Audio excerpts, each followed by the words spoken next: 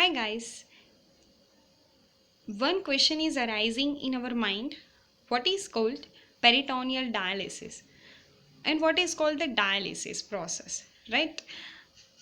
The peritoneal dialysis is the type of the dialysis which is fulfilled for that waste the material remove out from the body by the help of dialyzer, and whenever the kidney is not functionable it is usable.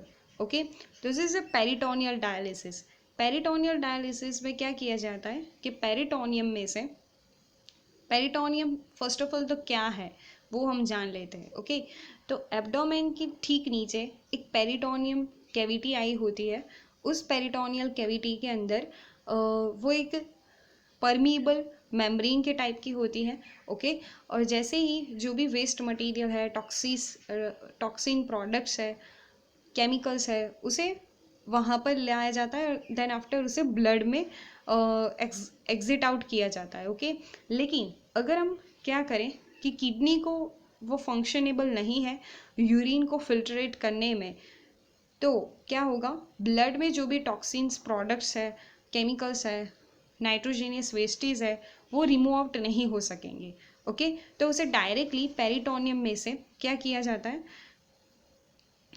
एक peritoneal transfer set के हिसाब से उसे वहाँ से ही निकाला जाता है. Okay, by the help of dialysis solution. Dialysis solution में क्या होता है कि वो ब्लड के जैसा ही उसके अंदर सैंपल आउट होता है, लेकिन उसके अंदर नाइट्रोजीनियस वेस्टेज नहीं होते हैं. सो क्या होगा कि जो भी वेस्ट मटेरियल है वो डिफ्यूज़न की प्रोसेस के through high concentration to low concentration migrate करेगा, और जो भी पेरिटोनियम जो भी फ्लूइड है वो क्या हो जाएगा, क्लियर आउट हो जाएगा, और देन आफ्टर उसे फिर से बॉडी में क्या किया जाएगा, इंजेक्ट किया जाएगा, या फिर उसे वेस्ट मटेरियल के रूप में बाहर निकाला जाएगा. तो this is called the peritoneal dialysis. Okay, तो today I will discuss about that disorders related important basic terms which is very helpful full in the pathology or in the medical study. Okay, so right now the first important term is that abscess. Okay, what is called the abscess? तो समझते हैं पहले उसे. Abscess is a swallowing area of the tissue which is accumulates the fluid or also called as a pus, means that this condition is called that abscess. Okay, abscess क्या एक condition है कि जहाँ पर क्या होता है, कोई भी fluid या फिर पस में क्या हो सकता है, डेड सेल्स हो सकते हैं. Okay, dead white blood cells हो सकते हैं, मैक्रोफेजेस हो सकते हैं. ओके, तो ये सारा जो है वो एक टिश्यू के एक एरिया के अंदर क्या हो जाता है, एक्यूमुलेट हो जाता है. उस प्रोसेस को हम कहते हैं abasis. Okay,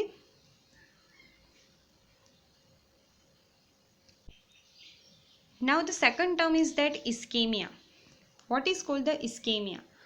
ischaemia means that inadequate blood supply to the organ or other body parts is called that ischemia, or mostly which is related to that heart muscles. okay, कि जब हार्ट के muscles को पूरी तरह से blood supply नहीं मिलता है तो उसे हार्ट इस्केमिया या फिर कार्डियक इस्केमिया कहा जाता है. The third important term is that septicemia. What is called the septicemia? So septicemia is nothing, it is called the blood poisoning due to the bacterial infection or their toxins. Okay, यानी कि streptococcus bacteria फिर कोई भी type का जो bacteria है उसका infection लगा है, या फिर कोई टॉक्सिन्स जो है वो ब्लड के अंदर आ गया है, तो this is called the सेप्टेसेमिया.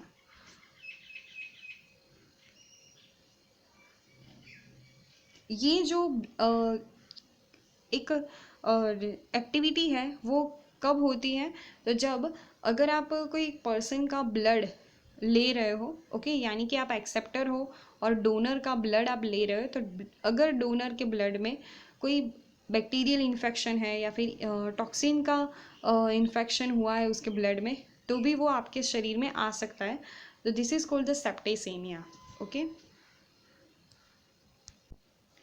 Now the another important term is that suppression, or also called as a suppressions. Okay, suppression is that the discharging of the pus from the wound is called the suppressions. Okay, कि यानी कि कोई एक घा लगा है या फिर कोई वुंड जो है वो आपके टिश्यू के अंदर, आपके ऑर्गन के अंदर था और उसमें से पस निकल रहा है, तो this is called that, this activity जो प्रोसेस हो रही है उसे कहा जाता है suppressions. This are the medical terminology. उसको जानना बहुत ही ज़रूरी है कि अगर आप कोई भी डिसऑर्डर की स्टडी कर रहे हो तो उसमें सभी में ऐसी टर्मिनोलॉजी आ रही है, लेकिन अगर आप उसे ही अंडरस्टैंड नहीं करोगे तो आप डिसऑर्डर्स को समझ नहीं पाओगे. Okay, remember this term. Then after, most important term is that chronic. Okay, there are two types of disorders always famous. First one is that chronic and another one is that acute. Okay, the chronic, जहाँ पर भी chronic word आए ना तो उसे याद रख लेना कि persisting the long time and constantly recurring, it is called the chronic.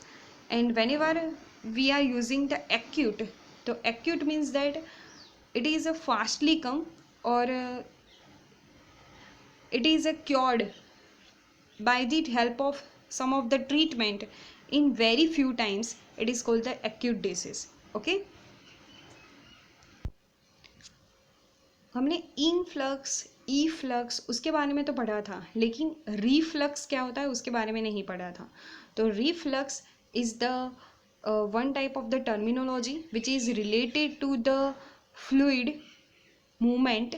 Okay, if the fluid come back or also called as a backflow of the fluid, it is called the reflux. Okay, जहाँ पर उसकी origin site थी, okay, जहाँ पर वो पहुँच गया था फिर भी वो बैक फ्लो आ रहा है, तो this is called the reflux. Another important term is that necrosis. The necrosis means that death of the cells or death of the tissue due to the injury or disease. It is called the necrosis. What is called the diuresis? The diuresis is a related terminology to the renal. Whenever the increased or excess fluid production, or also called as a urine production, if the increases, is called that diuresis. What is called that oedema? Oedema means that the fluid accumulation the body tissue, it is called that oedema. What is called the infraction? Infraction means that the tissue death to insufficient blood flow, it is called that infraction. Okay, हमने एक पढ़ा था cardiac infarction, also called as a heart attack. Okay, कि heart के जो भी muscles हैं उसको इनसफिशिएंट ब्लड प्रोवाइड हो रहा है. ओके, यानी कि बहुत ही कम मात्रा में ब्लड उसे मिल रहा है, तो this is called that infraction. Then second important term is that inflammation, which is related to that our immunology.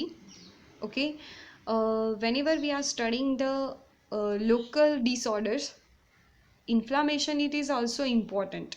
Okay, it is a localized physical condition है associated with 4 signs. उसकी 4 signs होती है कि जब भी आपको इन्फ्लामेशन हो रहा है किसी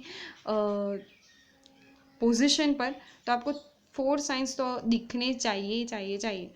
first sign is that pain, swelling, redness और हीट. वो भाग जो है वो पेन से अब वहाँ पर आपको बहुत ही ज़्यादा पेन होगा, उसकी स्वेलिंग होगी, रेडनेस होगी और उस पर ज़्यादातर टेम्परेचर भी हाई रहेगा. बिकॉज ऑफ दैट क्या हो रहा है यहाँ पर, वेसोडाइलेशन हो रहा है. ओके, वेसोडाइलेशन यानी कि आपकी जो ब्लड वेसल्स है उसका डायमीटर इंक्रीज आउट हो रहा है और वहाँ पर जो भी मैक्रोफेजिस है, वाइट ब्लड सेल्स है, रेड ब्लड सेल्स है, वहाँ पर बहुत ही ज़्यादा मात्रा में आ चुके हैं. वहाँ पर फाइटिंग मैकेनिज्म हो रही है. ओके, किसके साथ, तो पैथोजेंस के साथ. Okay, so that inflammation is a cause और इन्फ्लामेशन इज़ अ साइन कि हमारी इम्यूनोलॉजी, हमारी इम्यून सिस्टम जो है वो काम कर रही है पैथोजेंस के सामने.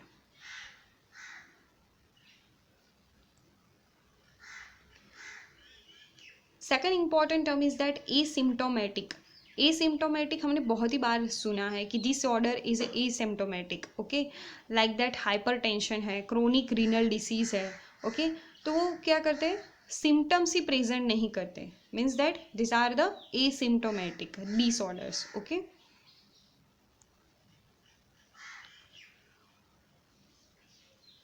What is called that anorexia? Anorexia means that lack or loss of appetite for food, okay, कि अगर आपको फूड के प्रति कोई इच्छा ही नहीं हो रही है, ओके, आपको फूड खाने की इच्छा ना हो, तो this is called that anorexia. ये एनोरेक्सिया या फिर कोई भी टाइप का डिसीज कंडीशन हो सकता है, okay.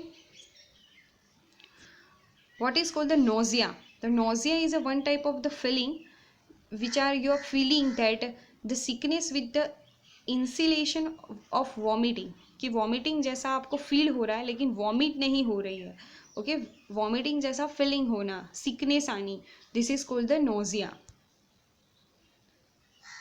What about the calculi, okay, renal calculi, ऐसा तो आपने हमेशा सुना ही होगा। तो renal calculi means that stones which are present in that kidney, it is called the renal calculi, but whenever they separate out the term calculi means that stones, okay, कोई भी stones अगर present है तो this is called the calculi। spasmodic contraction, okay, spasmodic contraction means that it is also called as a sudden muscle cramp। Muscle का muscle जो है वो 3 types के हमारे शरीर में, ओके, हमें पता है कि कार्डियक मसल्स, स्मूथ मसल्स और स्केलेटल मसल्स, ओके। उसमें जो स्केलेटल मसल है वो वॉलेंटरी नेचर वाला है और बाकी के 2 जो है वो इनवॉलेंटरी है, ओके। लेकिन अगर कार्डियक मसल्स जो है वो अपना जो कंट्रोल है वो अगर खो देता है, यानी कि उसका जो वॉलेंटरी का नेचर था वो सडन क्या होने लगा है, मसल जो है वो जल्दी से क्रैम्प यानी कि श्रिंक होने लगे हैं, तो this is called the spasmodic contraction, okay. बहुत ही इंपॉर्टेंट टर्मिनोलॉजी है, ये याद रखिएगा। Then after haematuria, what is called the haematuria? तो haematuria means that the blood is present in the urine, because of that the glomeruli is damage. Glomeruli के अंदर के जो भी एंडोथेलियल सेल्स हैं वो क्या हो रहे हैं, डैमेज हो रहा है, सो दैट यूरिन के साथ साथ ब्लड भी क्या हो रहा है, एक्सक्रीट आउट हो रहा है, तो दिस इज कॉल्ड दैट हिमेटूरिया। हिमेटूरिया जो है वो बहुत सारी कंडीशंस में होता है कि अगर जो पर्सन है वो कंटिन्यूसली हाइपरटेंशन में यानी कि उसका जो ब्लड प्रेशर है वो कंटिन्यूसली हाई ब्लड प्रेशर पर मूवमेंट कर रहा है, okay. Second thing is that वो किसी क्रोनिक डिसीज से साथ या फिर रीनल कैल्कुलाई से सफ़र कर रहा हो तो भी ये हिमेटूरिया हो सकता है, okay. Obstruction, obstruction means that the prevent the passage और pathway is called that obstruction, okay, यानी कि कोई पाथवे को प्रिवेंट करना, उसे रोक देना, फ्लूइड को पास आउट नहीं होने देना और पाथवे को रोक देना, this is called that obstruction, okay. What is called that micturations?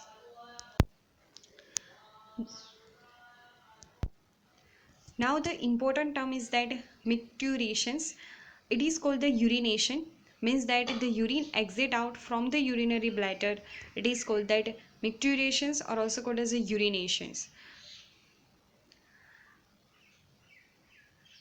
Stricture means that the abnormal narrowing of the canal or duct, it is called that a stricture, okay. Whenever the urinary stricture is found, means that urethra, it is a narrowing in their position, okay। urethra जो है वो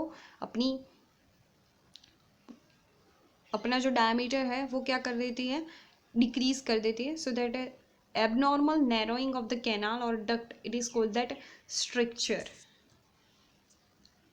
What is called that stagnation? Stagnation means that like something like stop or moving, okay, जब fluid जो है वो movement करना अगर stop कर दे तो this is called that stagnations, What is called that ectopic kidney?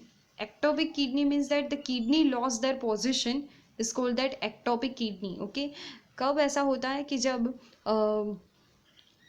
Ectopic kidney pregnancy lady में ज़्यादातर देखने को मिलती है कि उसकी जो किडनी है वो उसकी पोजीशन से थोड़ी नीचे या फिर थोड़ी एक ऊपर चली जाती है, सो दैट पेल्विक में ज़्यादातर यूरेथ्रा और जो भी सर्विक्स है उसकी जो पाथवे की लेंथ है वो बहुत ही कम हो जाती है, तो वहाँ पर चांसेस है कि बैक्टीरियल इन्फेक्शन लग सकता है जो भी एम्ब्रियो है या फिर बेबी है उसे। ओके, तो एक्टोपिक किडनी कब होती है? तो एक्टोपिक किडनी या फिर कोई भी एक एक्सीडेंट के थ्रू भी ऐसा हो सकता है कि किडनी लॉस देयर पोजीशन, जैसे कि पोजीशन में है, हमें पता है कि उसकी पोजीशन कहाँ पर है। ओके, ये राइट किडनी है जो लीवर को साइड करने के लिए साइड देने के लिए थोड़ी नीचे की साइड आई हुई है, और लेफ्ट किडनी है जो उसकी अपर साइड है। Okay, but if they are talking about the ectopic kidney, there loss their position and it is find out in that abdominal side. What is called that hypertension? Hypertension means that high blood pressure होना। Okay, hypertension यानी कि बहुत ही ज़्यादा tension है ऐसा नहीं, blood जो है वो बहुत ही ज़्यादा प्रेशर के साथ आर्टरी में फ्लो आउट कर रहा है, तो this is called that hypertension. Okay, तो ऐसा क्यों होता है? क्योंकि अगर ऐसा हो कि जो आर्टरी का हमेशा जो उसका डायमीटर है वो एकदम कंस्ट्रिक्ट फ्लो में रह रहा है, ओके, उसका डायलेशन ही नहीं हो रहा, तो वो हमेशा ब्लड जो है वो हाई ब्लड प्रेशर में फ्लो आउट करेगा। This is called that hypertension. Okay, ये माइंड में रखिएगा। Then after anaemia, what is called that anaemia? तो anaemia is that deficiency of the erythrocytes or hemoglobin, it is called that anemia. Cystis means that inflammation of the bladder is called the cystis. And what is called the nephritis? जिसके पास भी itis लगे ना तो उसके अंदर समझ लेना कि वहाँ पर इन्फ्लामेशन हुआ है। Okay, the nephritis means that the inflammation in the glomeruli और kidney parts, it is called the nephritis. Okay, so I hope like your video, all are the important terms which are related to that kidney disease. We are focusing all the types of terms. Okay, हमने वो सब भी cover कर ली है। अगर कोई भी जो बच जाएगी वो हम दूसरे वीडियोस के अंदर ले लेंगे। ओके, यहाँ पर पैथोलॉजी स्टडी में हमने स्टडी किया कि कौन कौन सी टर्म्स जो है वो डिसऑर्डर्स के साथ हमेशा आती है और हमेशा हमें कंफ्यूज करती है। ओके, तो इसके ऊपर भी ज़्यादातर फोकस करिएगा, और अगर आप मेरे चैनल पर नए हो तो इसे सब्सक्राइब करना मत भूलिएगा। Okay, thank you.